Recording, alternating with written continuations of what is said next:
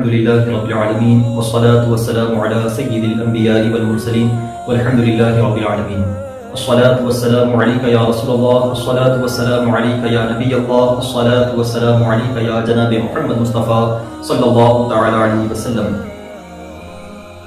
عزیزان مقدار و پیارے ناظرین، السلام علیکم ورحمۃ اللہ تعالی وبرکاتہ. بفضلہ تعالی ایک مرتبہ اور آپ کے سامنے حاضر ہونے کا موقع ملا. اللہ تعالیٰ ہم تمام کی حاضری کو قبول و مقبول عطا فرمائے اور ساتھ ہی ساتھ ہم تمام کو حق بولنے، حق سننے، حق سمجھنے اور حق پر عمل کرنے کی توفیق عطا فرمائے اور ہم تمام کا خاتمہ بالخیر عطا فرمائے. آمین یا رب العالمین. عزیزان مقام، آج میں بروز جمعہ سے ریلیٹڈ، جمعہ کے تعلق سے، نماز جمعہ کے تعلق سے کچھ باتیں، کچھ انفارمیشن لے کر آپ کے سامنے حاضر ہوا ہوں. اللہ تعالیٰ ہم تمام کو حق بولنے اور حق سمجھ کر اس پر عمل کرنے کی توفیق عطا فرمائے.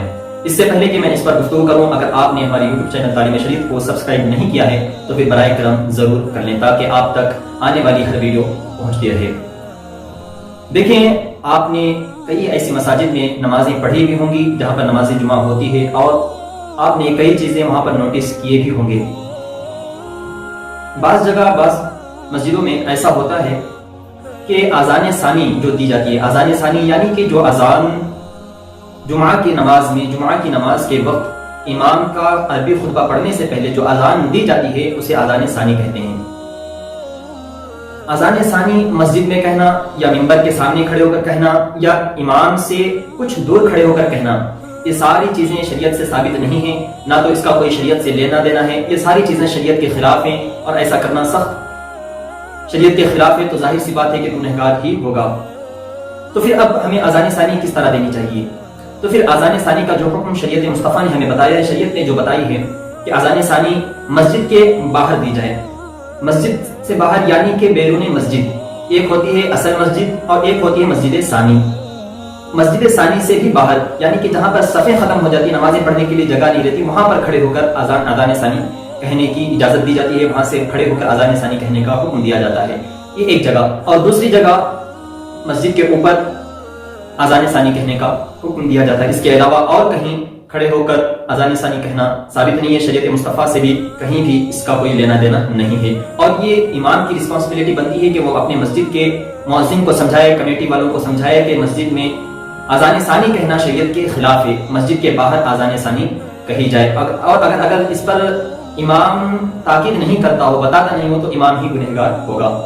یہ ایک بات ہوگی. اور دوسری بات مقتدیوں سے ریلیٹڈ میں لے کر حاضر ہوا ہوں کہ جب کبھی بھی اذان ثانی کہی جاتی ہے تو آپ نے اور کئی لوگوں کو میں نے بھی دیکھا کہ اذان ثانی جب دی جاتی ہے تو لوگ اذان ثانی کا بھی جواب دیتے ہیں. مثلا جب مؤذن اللہ اکبر کہتا ہے، اذان ثانی دیتا ہے، تو پھر مقتدی لوگ بھی جس طرح باقی اذان کا جواب دیتے ہیں اسی طرح اس میں بھی اذان کا جواب دینا شروع کر دیتے ہیں.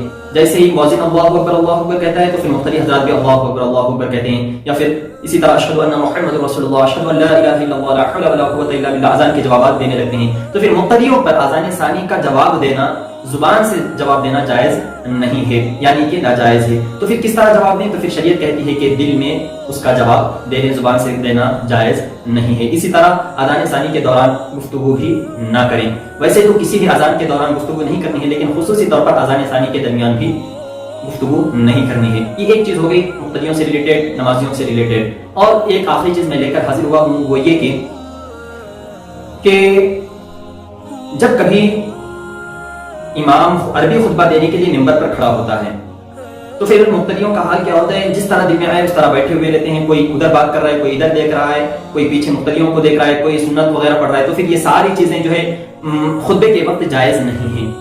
تو پھر خطبے کے وقت کیا کرے؟ جیسے امام خطبے کے لیے منبر پر چڑھ جائے تو پھر آپ سنت و نوافل پڑھنا بند کر دیں. بند کرنے کے بعد آپ فوراً جس طرح تحیات میں بیٹھتے ہیں اس طرح تحیات میں بیٹھ جائیں.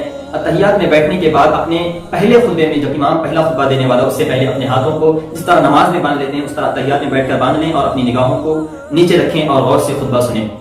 اور دوسرے خطبے میں تحیات میں جس طرح بیٹھتے ہیں اسی طرح بیٹھیں اور دونوں ہاتھوں کو جس طرح تحیات میں رکھتے ہیں اس طرح رکھیں. یہ خطبے کے آداب ہیں، اس طرح خطبے میں بیٹھنا ہے. اور کوئی کسی سے کلام نہ کرے، ادھر ادھر جھانکے نہ، صرف نیچے غور سے خطبے کو سماعت کریں. یہ چند چیزیں میں خطبے سے ریلیٹڈ لے کر حاضر ہوا تھا. اللہ تعالیٰ ہمارے کہنے کو قبول و مقبول عطا فرمائے. کہنے میں کسی بھی طرح کی غلطی ہو گئی ہو تو اسے اپنے فضل و کرم سے معاف فرمائے. آج کے لیے بس اتنا ہی.